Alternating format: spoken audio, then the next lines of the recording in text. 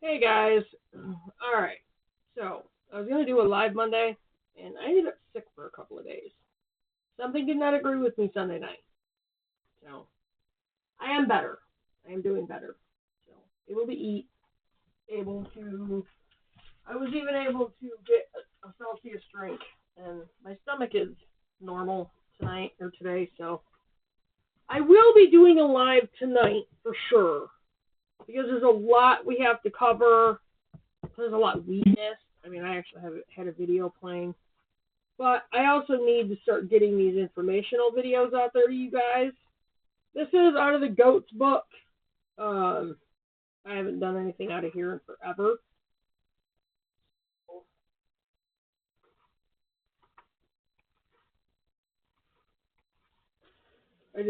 I feel like we're losing a lot of time, and time is something we don't have a luxury of anymore. Every day that we get, that we wake up and things are the same, basically, is literally a gift from God. Because one of these days, we're going to wake up and be totally on our own as far as survival. Water, food, growing your own food, the whole 9 yards. And it's not going to be, unless you're prepared for it, it's going to be something that's going to take everyone by surprise. Unless you're prepared for it. If you're expecting it, it's not going to take you by surprise. It's going to be that annoying kind of thing of, oh, here we go, but it won't take you by surprise. You don't want to be taken by surprise. What are you going to do with your farm animals? How are you going to feed them? How are you going to water them? It's things we have to figure out too. So, but we're going to be going out and working on our gardens today. All right. So here we go. Out of the goats. I'm waiting for our breakfast to get done. We're doing oatmeal. This is The Joy of Keeping Goats. Types, breeds, and strategies. It's just going to be the whole chapter 3 of it. So, here we go. If you are fastidious in preliminary research, or you can choose a breed this month, and happily raise that breed for many generations. That noble path is the road least taken. Of my contacts, an estimated 7 out of 10 new goat owners change their preferred breed within the first year. For this reason alone, starting with just a few goats for the first year is prudent. Probably not going to have more than 4 when we start. There are over 200 registered goat breeds worldwide. 80 of these are registered for agricultural use. Only 20 or so are commonly available in North America. Fewer still might be suitable for your region's climate. Pure goat breeds are separated into 3 main groups for farm use: milk, meat, and fiber. We're not going to eat the goats. I just want them for milk.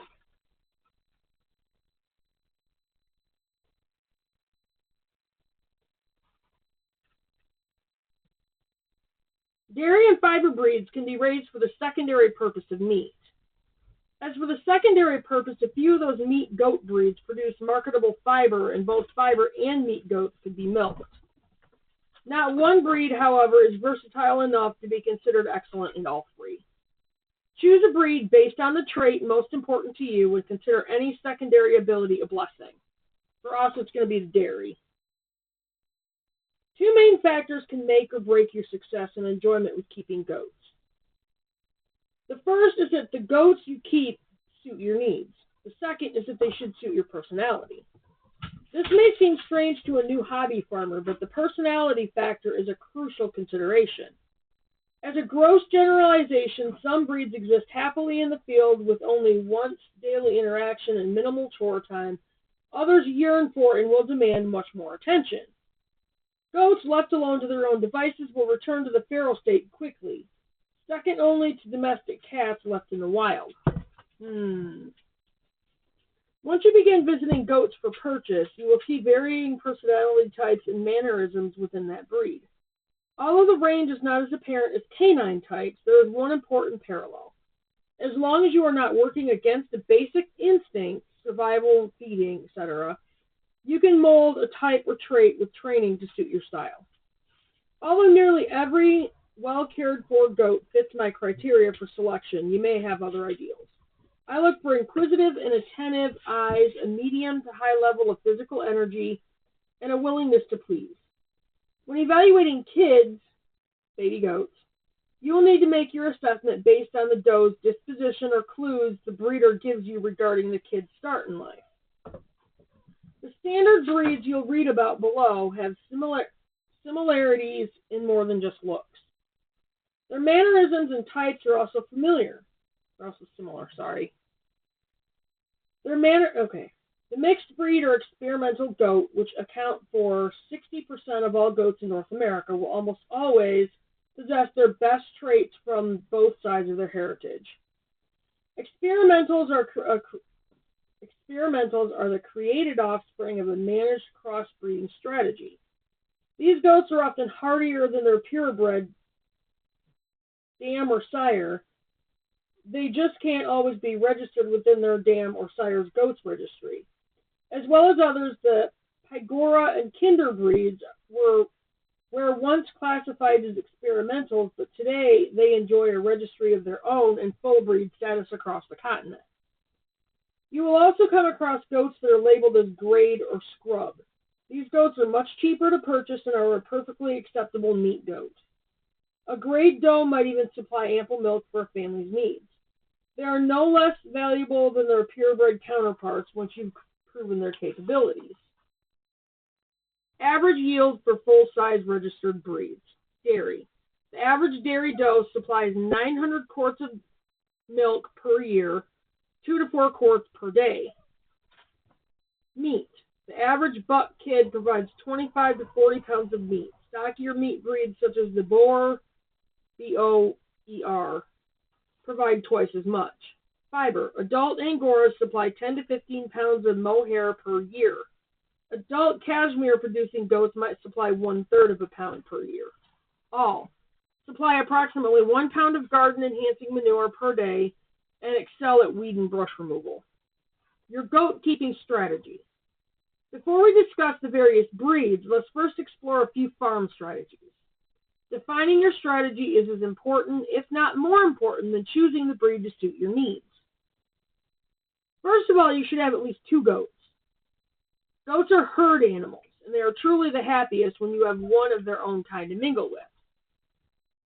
Again, I think I'm gonna plan on us starting with 4, so they have their little group. And we're gonna build a little play area out in their pasture. In most strategies, you want 2 does, 2 wethers, or 1 of each. Keeping a buck or a breeding pair never fares well for goats. Full unneutered bucks provide a strong-tasting meat that is uncomplimentary for the North America palate. I don't want goat meat.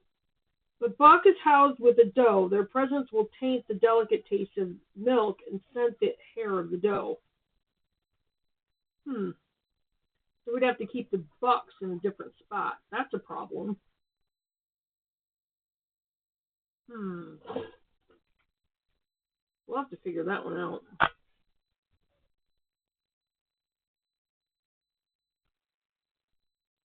More importantly, if you keep a buck with a doe in the pasture, you will lose control over aspects of breeding. At the very least, I ask that you have at least 1 barn buddy to keep your goat company. Goats make great companion animals for a horse or a cow. They also pair up nicely with sheep, but since their mineral requirements differ, sheep should never be allowed access to the goat's mineral block. We're not going to have sheep. At any rate, if 1 goat is a charming addition to your farm, 2 will be twice the fun.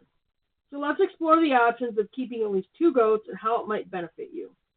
We need to first consider the output of each goat and how you'll put that output to use for your benefit. These are small farm or backyard farming strategies. If you plan on having a large herd, you'll likely have other ideas on management and production. All right, cute little picture right there.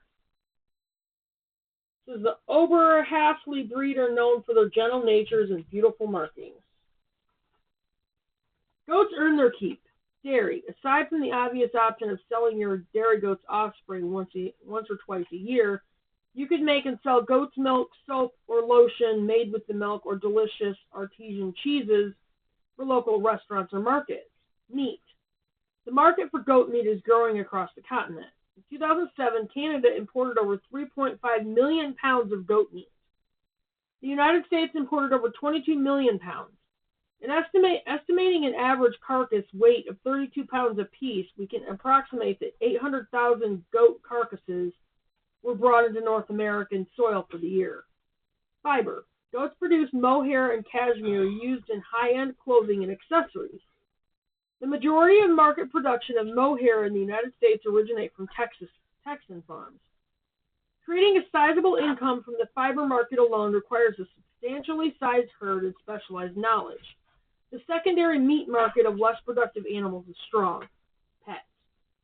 Goats can be great pets for both adults and children. The standard size breeds are common in the pet market, but the popularity of pet miniature goats is increasing. These pint-sized personalities can easily be kept with little more than a large backyard to explore. Should you decide to breed and sell miniature kids, you'll find prices comparable to those of a purebred puppy. Don't overlook the flashy Nigerian dwarf goat as being just a pretty face. They are excellent milkers, have the most multiple births, and produce a high-quality milk that is perfect for making delicious cheese. That one right there. The Boer breed grows fast and has excellent mothering ability. Boers are currently the most popular of the meat breeds in the United States and Canada. And that's not. That one. This camera is like the live one. Main goal, dairy. Raise dairy goats with the added benefit of meat once per year. Not going to do that. By purchasing 2 bred dairy does, you will have your first taste of farm-raised milk as soon as the kids are born. If you stagger their breeding each year, say 4 months apart from each other, you'll keep the milk flowing for your family. Dullings could be kept to increase herd size or sold as potential milkers for other farms. Bucklings could be sold to others to raise for meat, butchered for weaning, before weaning, or grown on for another 6 months at minimal cost. Main goal, meat. One of the most popular strategies involves breeding dairy does annually to keep them in milk. These kids are then raised for just a few months, and they can either be sold or butchered and consumed. The second most popular is to purchase weaned kids in early summer to raise for meat. By the time winter rolls around, your freezer is full of low-cost, highly nutritious meat. Purchase 2 young wethers for this strategy. If available in your area, get Boer or Boer cross wethers for this highest yield. When you're raising kids for meat, your goal is to raise the largest possible kid in the shortest period of time, at the lowest possible cost. The least expensive goat meat to raise from a 6 to 8 week old kid. Since dairy kids will only weigh about 35 pounds at that age, you will only net 15 to 20 pounds of freezer meat. If time, money, and space permits, you could grow him on for a larger yield. By 12 weeks of age, he will weigh 50 pounds and will have only cost you a few dollars in grain and hay. Put him on pasture. With normal supplemental feeding, and by the time he's reached 7 to 8 months, he should weigh in at 80 pounds, about 35 pounds for the freezer. These are all estimations based on a 45% dressing percentage of goats. The exceptions to the rule of age-weight increase are the Boer and Angora breeds. Boers are larger at birth and grow faster than any other goat in the same amount of time. The 12-week-old kid example from above could easily be twice the weight of a dairy or grade kid at the same age. Angoras grow at slower rates than the meat or dairy breeds and do not reach their full weight until their second birthday. Main goal, fiber. If you'd like to raise goats for fiber and have no interest in raising kids for meat or milking those daily, 2 or more wethers are ideal. Wethers are very friendly as a rule and yield a higher fiber count than does.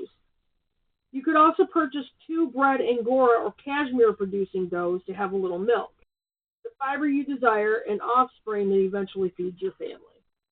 All right, so that was it for types, breeds, and strategy, and I will go ahead and get this up there and probably go ahead and work on another one.